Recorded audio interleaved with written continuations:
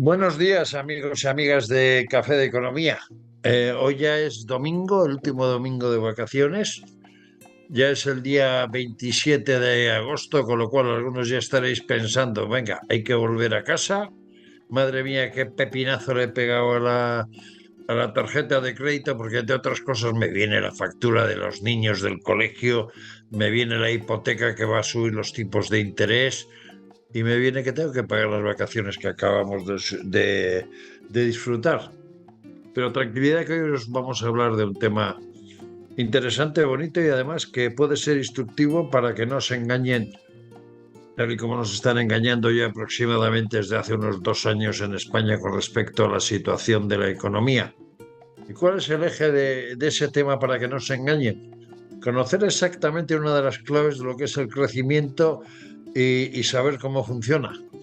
Y para ello, pues hoy, lamentando la falta de Santi, que tenía un tema importante familiar y que todavía nuestro Miguel Cornejo no está recuperado del todo, pues entre Víctor Pérez Mayá, secretario general de Economía, Empresa y Comercio de la Junta de Extremadura. Madre mía, oye, podrías haber elegido un título más corto para tu cargo, ¿no? Y luego, por otra parte, para nuestro subdirector del programa, Miguel Ángel Paniagua. El tuyo es sencillísimo. Diputado por Palencia, Valencia, experto en economía. ya vas. Así. Entonces, vamos a hablar de economía, vamos a hablar de crecimiento, qué pasó desde aquella famoso encierre de la pandemia, que nos empezaron a engañar a posteriori, que si el crecimiento nos estancaba, que si veníamos de un ajuste fino, que si tal, que si... Vamos a hablar de todo ello. Miguel Ángel, ¿hay editorial hoy o...? Sí, un pequeño editorial. Adelante con ello. Gracias, Eugenio. Buenos días a nuestros contertulios y a toda la audiencia. El crecimiento de nuestra economía, quizá el valor más importante de todos los que analizamos y que más significado tiene sobre la evolución de una economía y, por tanto, de la gestión de un gobierno. ¿Por qué importa tanto? Porque nos traslada la actividad de nuestras empresas y de la demanda interna y externa. Esto nos da la información más real de nuestra situación económica. Y aunque ahora puntualmente somos uno de los países de Europa que más crecemos, desde 2019 somos el segundo país de la Unión que menos ha crecido. Hace unos meses incluso éramos los últimos, los peores de todos. Y eso nos dice que nuestra actividad económica ha sido la segunda peor de la Unión Europea. Acabamos de recuperar los niveles prepandemia, pero claro, significa no haber crecido nada en estos años, en más de 3 años. Producimos lo mismo que a finales de 2019 y eso tiene consecuencias en la solvencia de nuestras empresas. Su destrucción actualmente está a niveles altísimos y en el empleo, que aunque mantenemos un buen número de afiliaciones, al no haber recuperado las horas trabajadas tenemos contratos mucho más precarios. Hablaremos de las razones por las que estamos aquí y de las previsiones para los próximos meses. Muchas gracias. Bien, mientras que parece que se nos incorpora afortunadamente otro compañero, vamos a preguntarte, Víctor, desde el punto de vista de crecimiento, ¿qué podemos decir? ¿Qué podemos decir en España en los últimos tiempos? ¿Cómo va el tema del crecimiento? Bueno, pues a ver, el crecimiento, como bien ha indicado Miguel Ángel en el editorial, es el termómetro de la economía. La podemos evaluar por deuda, por déficit, por el tipo de interés, todo lo que llevamos hablando esta semana, fresquitas de agosto, pero si hay un corolario de todas ellas, si hay algo que represente realmente la marcha de una economía, es el crecimiento. Sí, sí, perdón, no os oigo bien. ¿Qué decías, Víctor? Perdón. El futuro. En Extremadura, bueno, en España, el crecimiento de la economía, es verdad que en este 2023 va a estar más o menos en línea con lo que el gobierno planteó cuando ninguna institución lo planteaba. Es verdad que va a ser incluso más cercano de lo que podíamos creer, siempre por debajo, como nos tiene acostumbrado el gobierno, pero es que la economía no remonta en 2024. Es que en 2024, según el consenso de los analistas nacionales e internacionales, no vamos a crecer más que en 2023 y eso es un problema. Eso es un problema porque la economía española, tal y como está concebida y tal y como se vienen realizando los presupuestos anuales cada año y todo el gasto público, requiere cada vez más de un crecimiento sano. Y no está teniendo apenas crecimiento y desde luego no está siendo todo lo sano que merece y que necesita la economía española, y que si quieres luego hablamos de cómo se articula este crecimiento en nuestro país. Bueno, antes de revivirlo, que estábamos hablando de don Miguel Cornejo, pero al oír el nombre se ha venido disparado a la sala de tertulias para decir, no, es que ya estoy aquí, que ya me he curado un poquito, pero madre mía, don Miguel, bienvenido a Café de Economía, esperemos que ha recuperado, aunque hoy, madre mía, qué calorcico y qué Sí, cositas se están viendo por Navarra con estas temperaturas, ¿verdad? y tanto. He intentado conectarme, aunque fuera desde la terraza, en algún sitio en el que me derritiera, y no hay manera. Menos mal que parece que se acaba ya el verano en Navarra, en un par de días. Así que Bueno, volvemos. nos queda el mes de septiembre, que en Navarra es adorable Eso y es también el optimismo, resto de eso es España. optimismo, como lo transmitas al mundo de la economía ahora en la tertulia, vamos, nos vamos todos contigo. Pero a ver, Miguel, hoy vamos a hablar del crecimiento, y vamos a hablar del crecimiento, por ejemplo, pues más o menos del último quinquenio. ¿Cómo ves el crecimiento en España? Porque claro, en principio veníamos de un crecimiento que se iba, vamos a decir, desacelerando con lentitud, que parecía que podía dar lugar a una crisis económica. De repente nos apareció la pandemia que mandó todos los datos económicos a freír espárragos y se produjo un gag dentro de lo que puede ser un estudio de coordenadas con respecto al crecimiento. Se quedó ahí un lugar vacío y ahora resulta que se hizo lo que yo suelo llamar el efecto tirachinas. O sea, mientras que otros países de la Unión Europea iban avanzando, nosotros estábamos retenidos desde el punto de vista de crecimiento, y ha llegado un momento en el que los otros ya han llegado a su destino y nosotros no, y es cuando se ha soltado la goma y estamos empezando a igualarnos a ellos, ¿no? O sea, por eso le llamo yo el efecto tirachinas. Sí, bueno, Eh, de alguna manera, de alguna manera el crecimiento en España, no nos están diciendo la verdad, el gobierno no está llevando a cabo políticas. ¿Qué opinión tienes, Miguel?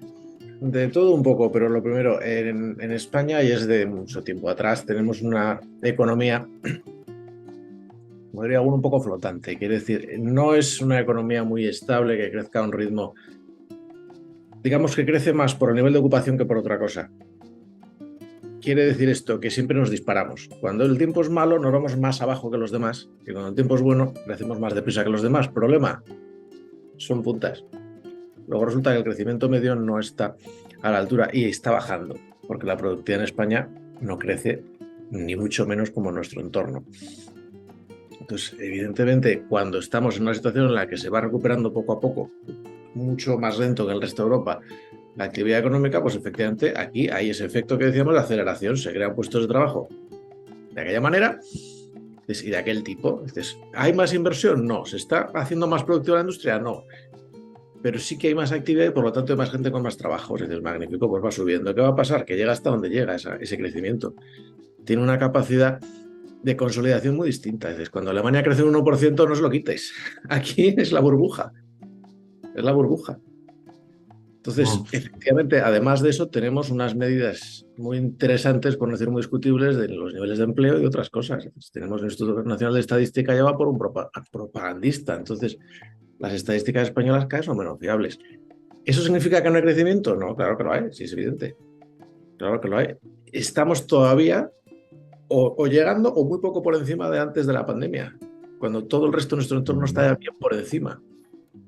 Pues ahora tenemos ese tirachinas, dice cojonudo, pues, pero ¿de qué nos va a valer? Pero Si no...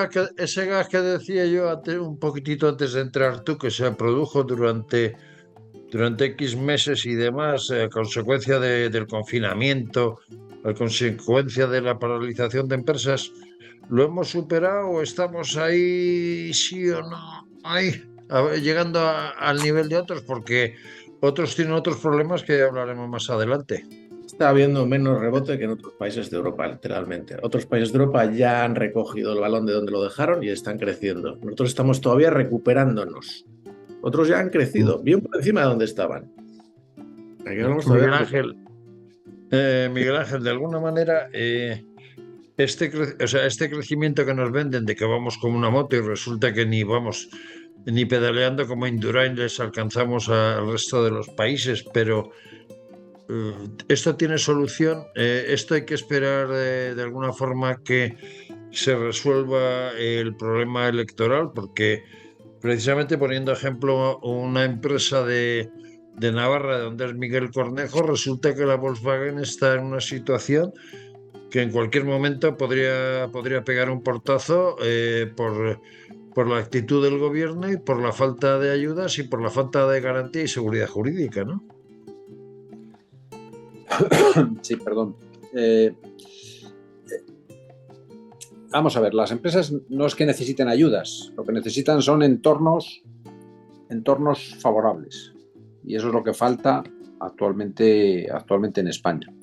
En el caso teníamos un impulsor importantísimo de nuestro PIB, que eran los fondos europeos, los fondos de reconstrucción, los MMR, y como ha sido un fracaso tan absoluto, pues estamos perdiendo muchas oportunidades de crecer vía los fondos europeos. Es lo que no necesitamos. Sobre lo que va a pasar o no, me preguntaba si se puede solucionar. Todo se puede solucionar. Solo necesitamos pues, un gobierno que cree las condiciones necesarias para que las empresas inviertan y puedan crecer, contraten a más personal, etcétera, etcétera. O sea, solo se necesitan entornos. Y eso es lo que falla. Eso nos contará perfectamente Víctor, que será lo que estará intentando hacer ahí en Extremadura desde su nuevo puesto, porque eso es lo que realmente genera actividad, crear entornos, seguridad jurídica y condiciones para que todos los empresarios, que los hay, siempre hay gente que quiere invertir, pueda hacerlo y lo haga con ganas. A ver, Víctor, ¿cómo te pones en la mesa del despacho y empiezas a decir tengo que generar crecimiento para Extremadura? ¿Qué condiciones tengo que poner? Y luego, por otra parte, ¿cómo evalúo el crecimiento con respecto al PIB, con respecto a la renta y con respecto al empleo? Pues a nosotros, favoreciéndonos aquí en Extremadura muchos factores como nos favorecen, como es la intensidad de las ayudas europeas, que sigue siendo máxima por ser región menos desarrollada sí, pero por ejemplo, en esas ayudas que me imagino que te refieres al PAC, me imagino que te refieres al PAC, el gobierno no ha sabido negociar y ha perdido 7.000 millones de euros. Sí, pero eso son ayudas agrícolas. Hablo de los incentivos regionales, los incentivos para la instalación de industrias, que tenemos la máxima intensidad que hay en este país. Tenemos la fuerza de obra, la mano de obra competitiva, porque está bien formada y no es tan cara como otra zona. Y aún así cuesta. ¿Por qué cuesta? Bueno, pues cuesta, como dice Miguel Ángel, por la inseguridad jurídica nacional que hay. Yo lo que estoy percibiendo en las primeras semanas es, no diría miedo, pero diría, bueno, pues cierta prudencia a la hora de valorar inversiones. Nosotros es verdad que se está moviendo bastante. Ya te digo, Extremadura es un sitio muy apetecible para invertir ahora mismo por muchas condiciones y sobre todo porque el tipo de negocios que ahora mismo está encima de la mesa son negocios que en Extremadura tienen mucha cabida, como todo lo dependiente del hidrógeno, todo lo dependiente del litio, todo lo dependiente de fuentes alternativas de electricidad, fuentes limpias. Todo ahí en eso Extremadura siempre ha hecho un trabajo ido por delante, pero yo soy de la idea, y así lo planteo, que hasta que no haya una definición clara a nivel nacional y una seguridad a nivel nacional, los grandes inversores, los grandes proyectos van a estar parados.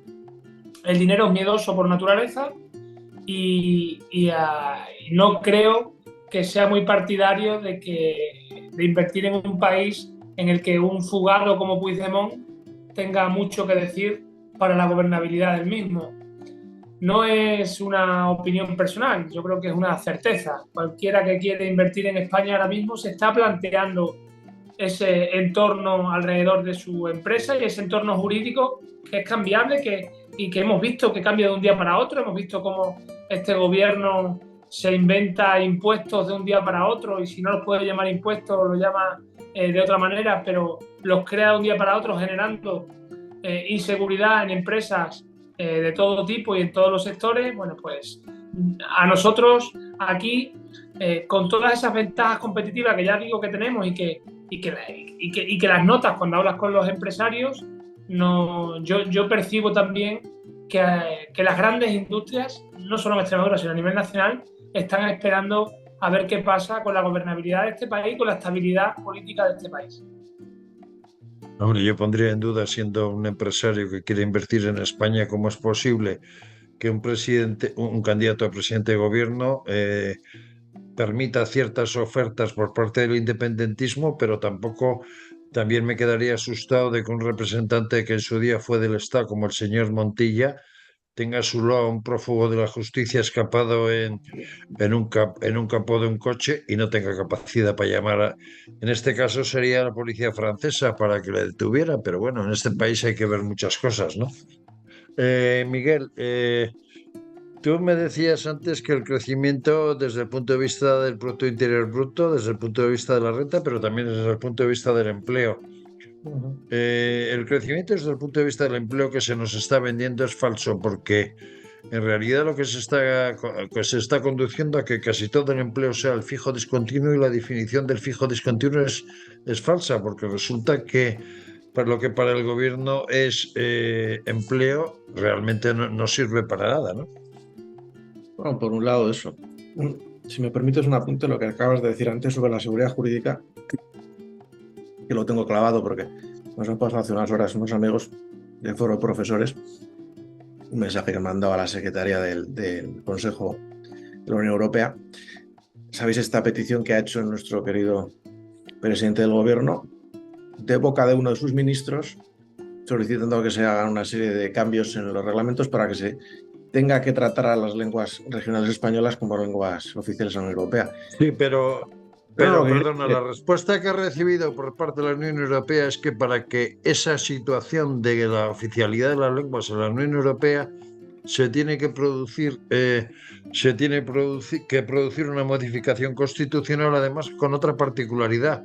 En la carta que el ministro de Asuntos Exteriores, Álvarez, le ha presentado a la Unión Europea, hay una mentira brutal, porque ni el gallego, ni el vasco, ni el catalán son estructuras lingüísticas, sino que son lenguas oficiales y no son estructuras entes o económicos, ni culturales, ni nada.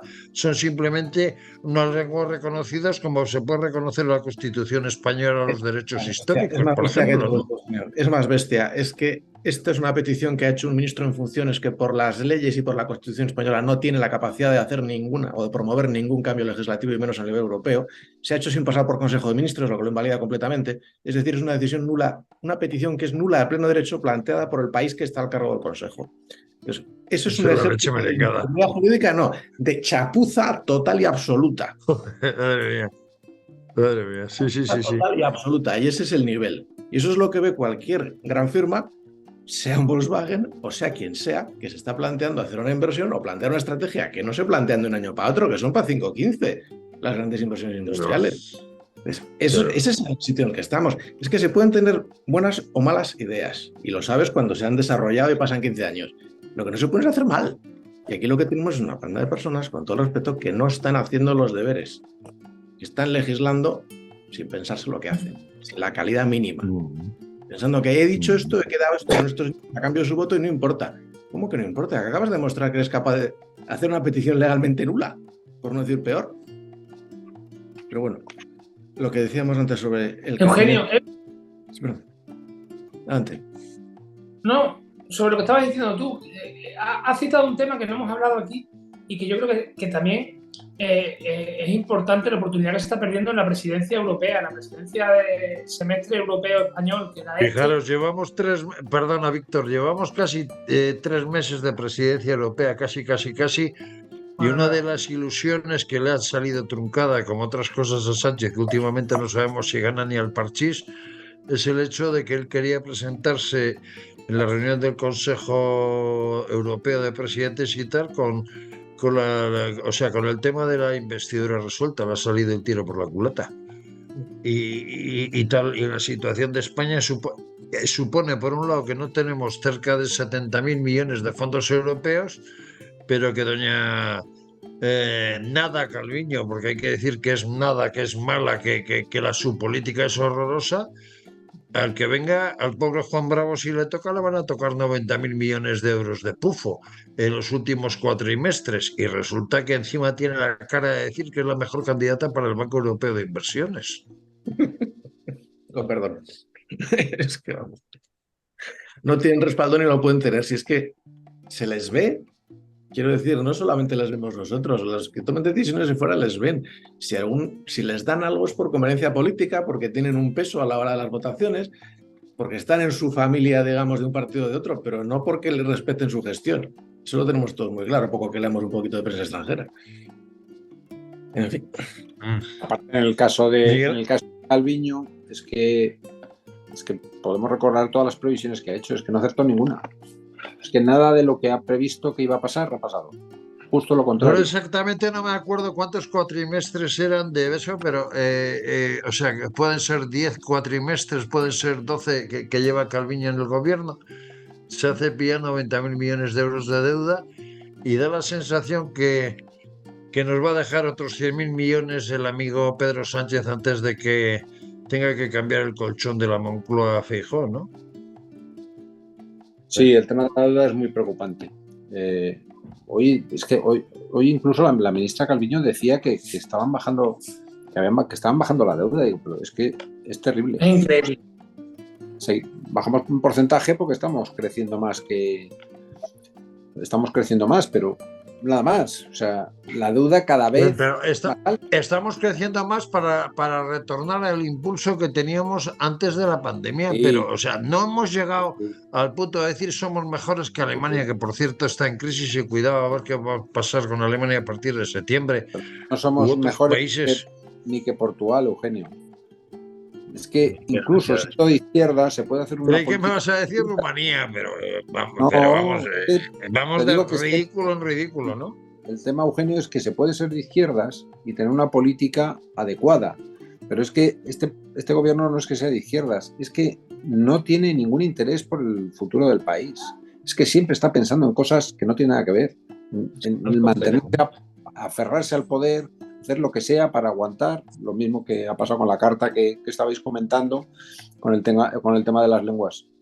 Y es que es así todo. Esto es un desastre, un desastre. Espero que podamos conseguir la investidura, porque si no... Pongámonos en el caso de que se consigue la investidura, nuestro querido Juan Bravo le nombra ministro de Economía o de Hacienda y algún otro, pues qué sé yo, o tú mismo, por ejemplo, Miguel Ángel, y os sentéis en el Consejo de Ministros y decís, chicos, tenemos que levantar España como sea. ¿Qué hacemos con el crecimiento? ¿Cómo conseguimos el crecimiento? Venga, a ver ¿qué se puede hacer? Porque claro, la Calviño nos ha dejado el país hecho unos zorros. No tenemos los fondos europeos aplicándose. Los que se han aplicado solo se han aplicado entre 7 y 10.000 millones de euros. ¿Qué hacemos? ¿Cómo conseguimos que España, o sea, que España coja una senda de crecimiento, que se ha considerado un país serio y que el PIB, el empleo y las rentas mejoren? A ver, Víctor, tú que estás en la... tú que estás en la Secretaría Ataca, dinos cómo lo haría. Que es con ese planteamiento que se puede decir, joder, con lo que nos ha dejado la Calviño, con el déficit que hay, con la mala aplicación de los fondos europeos, y dices, bueno, yo me pongo con un papel en folio en blanco y empiezo a analizar la estrategia y digo, ¿y qué hago? A ver, lo primero, como decía Miguel Ángel, es que haya suerte el 27 o el 29 de septiembre y pueda haber un cambio de gobierno. Si no, va a ser imposible, ¿eh? Si no va a ser imposible, totalmente imposible. Y no solo Calviño, ¿eh? Aquí María Jesús Montero tiene mucha parte de culpa también. Esa ya es la chiribú. Por eso, tiene mucha parte de culpa de lo que está pasando. Porque la parte del sableo al bolsillo de las clases medias de la trituradora de clases medias la está ejecutando María Jesús Montero desde el Ministerio de Hacienda, no desde el Ministerio de Economía. Bueno, si fuera el ministro de Economía de un gobierno de Alberto Núñez Feijóo, que no sabemos quién lo va a ser, pero sabemos que va a ser alguien que venga de fuera del partido y que sea una persona muy reconocida a nivel nacional e internacional, lo primero que haría es... Por ser puñetero igual y alguien del PNV que esté como vicepresidente de una gran empresa tipo Repsol, etcétera, etcétera, etcétera, etcétera, ¿sí o no? Yosuyon Imaz, ¿me hablas? Sí, mi buen amigo y paisano Yosuyon Imaz podría ser un buen ministro en ese sentido. Digo, para que Ortúzar, ese redactor de ella, se dé cuenta una vez que hay mejores que él dentro del PNV, ¿no? Yo que creo que un tal Miguel Ángel Paniagua es bastante mejor, con bastante más perfil liberal, con bastante más talento, con bastante más ganas, seguramente con menos enchufes, pero con mucha más clase para ser viceministro o como quieras llamarla de economía de este país. O sea, yo no creo que el Partido Popular tenga que andar pescando en aguas del PNV para buscar un ministro de economía.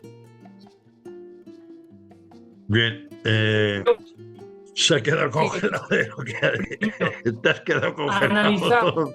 Analizar esos pollos de botella. Te has quedado congelado.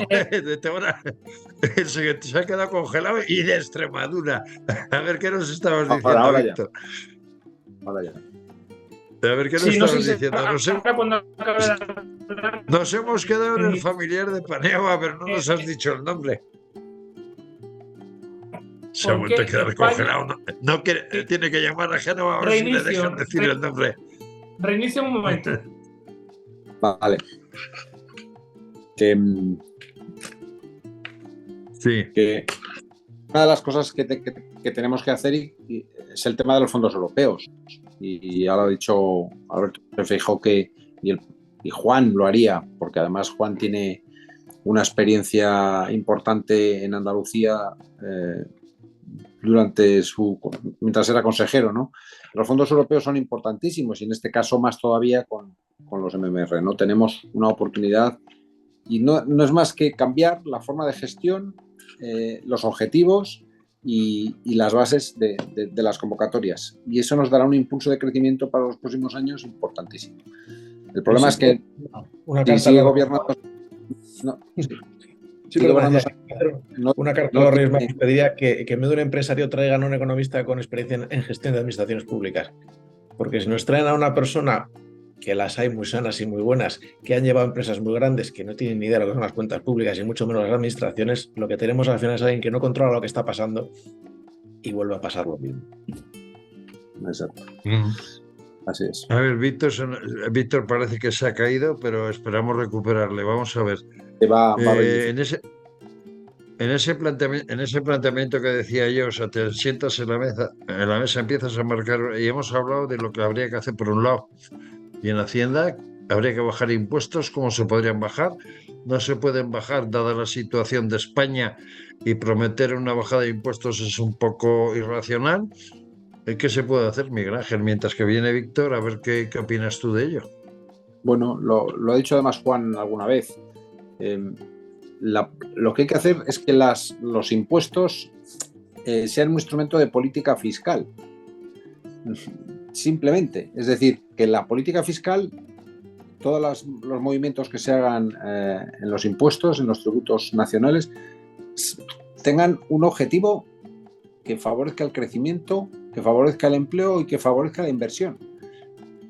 No hay otra opción. Es que lo que no puede ser es que los impuestos tengan carácter ideológico, que tengan carácter para machacar a colectivos o a empresas porque sí, porque están ganando mucho o porque nos caen mal o por lo que sea, por alguna u otra razón. Les hacen una como al presidente de la Federación Española, que como le dio la mano mal, y después de todo el escándalo que ha hecho, ya le ha dicho que a la calle a partir del pasado viernes, ¿no? Funciona el gobierno así, como me hagas algo, prepárate y catapum, ¿no?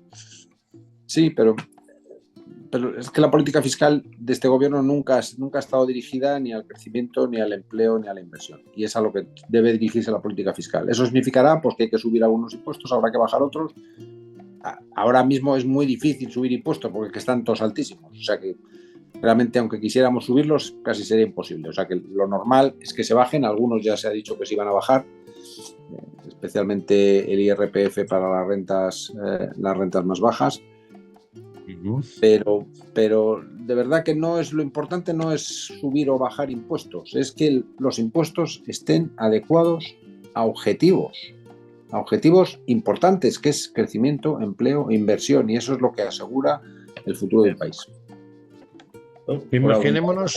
Imaginémonos el siguiente panorama. Sale la legislatura de Feijóo y nombra gobierno, pero, o sea, tiene el resultado que tiene el Congreso y tiene la mayoría absoluta del Senado. Pero por otra parte, Feijóo dice: yo tengo que acelerar el hecho de que en España se produzca más crecimiento, que la economía empiece que empiece a funcionar, la máquina engrasada, etcétera, etcétera. ¿Sería interesante o no que, por ejemplo, las comunidades autónomas del Partido Popular, dentro de sus distintas especificaciones, como puede ser Castilla y León, Castilla y León, Valencia, Murcia, Cantabria y demás, aunque con esas especificaciones llevaran una política económica conjunta y coordinada, es decir, una política económica con sello del Partido Popular? Digo, pero coordinada es que eso entre ya lo todas estamos las haciendo, comunidades Eugenio. autónomas. Ya lo estamos haciendo. Si tú ves el programa marco del Partido Popular para las elecciones autonómicas y el programa que están ejecutando, que estamos ejecutando en Extremadura, con bajadas de impuestos que se Lo sé, anunciarán pero es bueno recordarlo, ¿eh? Es bueno recordarlo. Porque, a ver, ahora estamos en en eso, una situación de a punto de entrar en una crisis, con la posibilidad de que perdamos mucho tiempo con el tema de los fondos europeos y tal. Y un revulsivo puede ser una política unificada, vamos a decir, en los 4 ejes importantes de las comunidades autónomas, con sus distintas especificaciones, y todos a uno sacar este país adelante antes de que se vaya al carajo, ¿no? Sí, lo que pasa es que las comunidades autónomas, Eugenio, no pueden hacer política económica nacional.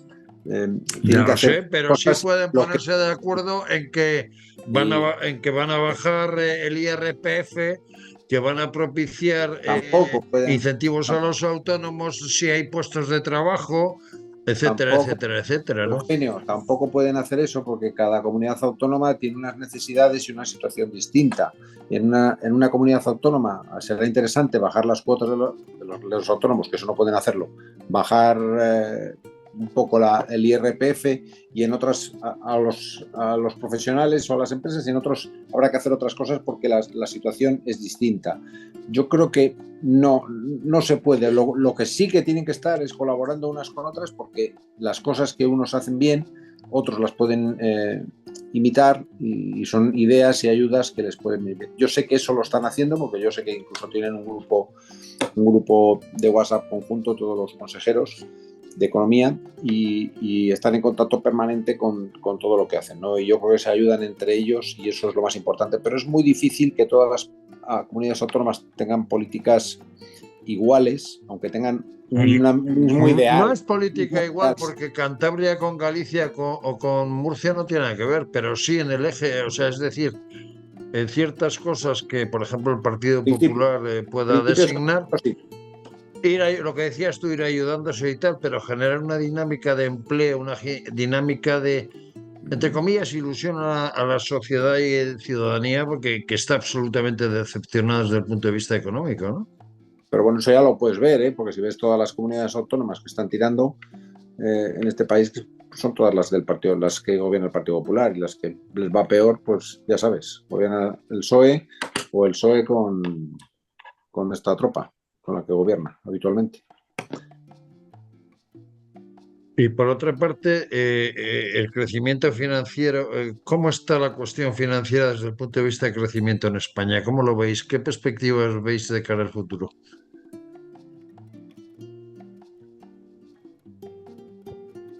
No sé si entiendo la pregunta. ¿Del sector financiero? ¿Preguntas, sí. Eugenio? bueno, Sí.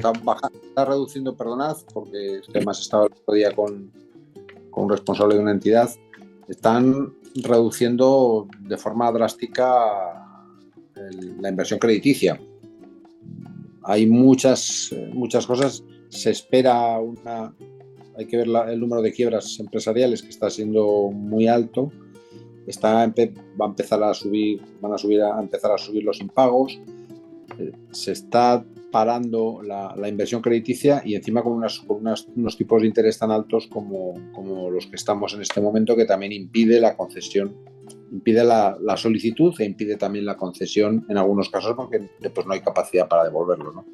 Entonces, la capacidad bancaria, que es bastante alta desde hace unos años, ahora mismo no está a tope, y este mercado, el mercado español y la actividad económica española necesita las inyecciones de dinero de nuestro sector financiero. Entonces, eso va a tener que esperar un poco, y en el momento en que recuperemos otra vez el sector financiero a tope, porque las condiciones sean adecuadas, pues volveremos otra vez a pegar un impulso al crecimiento. Miguel o Víctor, ¿qué opináis del tema? A ver, en primer lugar, efectivamente estoy de acuerdo, como hemos comentado en alguna otra de las tertulias, que como está subiendo los tipos de interés, pues lógicamente hay menos ocasión, digamos, porque hay menos demanda para otorgar préstamos. Pues con lo cual, pues efectivamente la banca tiene menos actividad. Pero eso no es... Creo, como por ir a la pregunta que hacías antes de qué se puede hacer. Pues aparte, evidentemente, de poner un poquito de orden y hacer un poquito con más sentido los impuestos, por supuesto, porque depende de dónde pongas los incentivos, es lo que hace la gente. Si tú facilitas o haces más barato contratar, pues contratarán más. Si lo haces más difícil, pues no. Si haces lo mismo con la inversión. Hay una cosa que sí que pueden hacer las administraciones públicas a nivel autonómico, y es mirar en qué gastan el dinero. Porque si nos fijamos, me fijo bastante en el caso Navarro, evidentemente, tenemos aquí algunas obras pendientes desde el AVE hasta el Canal de Navarra que mejorarían la productividad y por lo tanto el crecimiento. Pero en lugar de eso, el dinero se destina a gasto corriente, que no es lo mismo que inversión. Gasto es algo a lo que he hecho el dinero y al año siguiente ya no está, no hay nada a cambio. Igual ha habido una serie de personas que han tenido algunas necesidades importantes resueltas, y dices, pero mañana no hay dinero. Es decir, no estoy comprando gallinas para criarlas, estoy gastándome el trigo en hacer pan, me lo como y se acabó. Entonces, es importante, si aspiramos a crecer, que pongamos las cosas en orden. Hay cosas a las que tenemos que renunciar en servicios sociales o en gasto social, para ser más exactos, que no es lo mismo, si queremos que suba la productividad. Y si no sube la productividad, si no hay inversión, no hay crecimiento. Entonces, si seguimos jugando a que no necesitamos invertir y seguimos gastando, que al final, por poner otro ejemplo, cada vez que se crea un servicio de vivienda público, se gasta más dinero en funcionarios que en viviendas para el público. Quiero decir, si en vez de eso el dinero se está poniendo en mejorar una red de cercanía, resulta que estás abaratando el transporte y estás haciendo que acceda al mercado de trabajo gente desde más lejos, mejorando la productividad de todo el mundo. Y eso sí que es una decisión autonómica, ¿vale? Es decir, priorizar mejor el gasto público. ¿Que es dificilísimo? Sí. ¿Que tiene un coste político? Sí. Pero que se puede mejorar, sin ninguna duda también. Víctor, ¿algo que decir al respecto? A ver si ahora se me escucha bien. Creo que Sí. Preguntabas por el sector financiero y por cómo está afrontando o va a afrontar. Yo estoy totalmente de acuerdo con Miguel Ángel. Tengo la misma percepción que él, y después de unos días hablando con el sector financiero, bueno, tengo claro que están ya endureciendo las condiciones de crédito, que la cosa se va a complicar aún un poquito más, con la subida de los tipos de interés y con todo. La situación va a estar más complicada, y sobre todo porque perciben, bueno, pues el fin de la moratoria del año pasado. En muchos sitios se han disparado las peticiones de concurso y preconcurso de acreedores. Las empresas lo están pasando mal, lo estaban pasando mal antes. Lo que pasa es que las que se acogieron a ciertos incentivos durante la pandemia no podían presentar concursos durante un plazo. Cuando acabó ese plazo, se están empezando a presentar. Los bancos son conscientes de ello. El crédito va a estar bastante más complicado en los meses que vienen, y eso va a afectar sin duda al crecimiento de este país. Los grandes momentos de crecimiento de nuestro país siempre han ido a la par de momentos de apertura del grifo de las entidades financieras. Somos un país cuya inversión está principalmente apalancada. Está muy apalancada. Nuestras empresas grandes están muy apalancadas. Por tanto, un recorte del crédito o un endurecimiento de las condiciones, que al final es lo mismo, en las instituciones financieras, como ya se percibe o como ya te la plantean ellos mismos, va a tener un efecto, no sé si dramático, pero muy importante en el tejido productivo de este país, que repito, está muy apalancado, tiene problemas de solvencia, problemas de liquidez, problemas de tesorería, que todavía no se han recuperado después de la pandemia y lo van a pasar mal, ¿eh? Como nuestro tiempo se está acabando hoy, vamos a ir terminando, pero sí os plantearé una cosa a vosotros tres, a Santiago, que estará la semana que viene, y también estará en las próximas semanas Luis Gordillo. ¿Por qué no empezamos a analizar cuáles son aquellas medidas que necesita España como alternativa a la política que ha hecho Sánchez? Y vamos planteando qué se puede hacer en relación a esa posible investidura que hay a finales de septiembre, para que la gente tenga claro cómo estamos, qué necesitamos y qué alternativa hay, porque, madre mía, vienen tiempos duros y a la gente hay que decirle las cosas claras, y la verdad que las curvas van a ser duras, ¿eh? Entonces, ¿no os parece interesante que toquemos en las próximas semanas, por lo menos el mes de septiembre, que hablemos o sea, cómo está España, en qué situación lo ha dejado Pedro Sánchez, y cuál podría ser las medidas a adoptar en esas distintas situaciones por parte de un nuevo gobierno, que en este caso presidiría Alberto Núñez Feijóo? ¿De acuerdo? Pues Perfecto. amigos y amigas de Café de Economía, es el último domingo de agosto, ya muchos estaréis recogiendo las maletas y diréis cachis la mar, mañana a trabajar, pero la vida sigue, la vida continúa, y lo interesante es que nos viene, yo no sé, un otoño caliente por el tiempo, pero nos viene un otoño caliente por la economía, por la política, y esto se pone más interesante que ver al Madrid en la Copa de Europa, ¿verdad, Víctor? Gracias, amigos de Café de Es que Economía, ver el y Madrid en hasta la la Copa de semana que Europa, viene. sabes que va a acabar bien. Bueno, eso es porque la Real Sociedad no juega, que si no te enteras. Amigos, hasta la semana que viene. Un abrazo. Adiós.